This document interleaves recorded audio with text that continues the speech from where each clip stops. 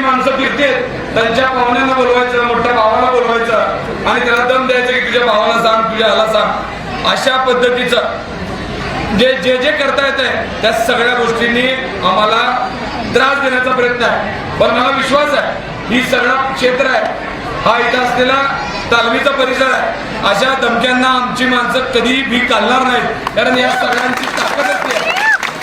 यांच्या सगळ्यांना मला वाटतं आमचा इतिहास माहित नाही. इथे राजन भाऊ त्यांना पहिला त्या लोकांना सांगा की आमच्या बापदादांचा पहिला इतिहास बघा आणि मग आमच्याशी बोला. कारण आमच्या बापदादाने इथं काय लोकांसाठी केलंय, पीसी महाराज असतील, अण्णासाहेब असतील, राजन भाऊ असतील, आमची जुनी सगळी मंडळी असतील, संतोष भाऊ असतील, या मंडळीला कोणत्याही आम्ही धमक्यांना कधी घालणार नाही, मी घालणार नाही आणि माझा असलेला माझा सहकारी मित्र घालणार नाही, माझ्या मामाला घालणार नाही.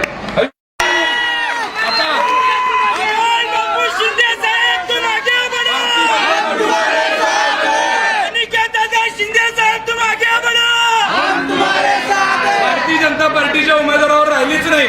मला माहित आहे ते उमेदवार कधीच मैदान सोडून पळून गेले असते. ही लढाई आता देवेंद्र कोटे आणि अमोल शिंदेची राहिली आहे, एवढं जाहीर सांगतो. त्याच्यानंतर मी पण मध्ये मध्ये तिथंच असणार आहे तुमच्या सोबत.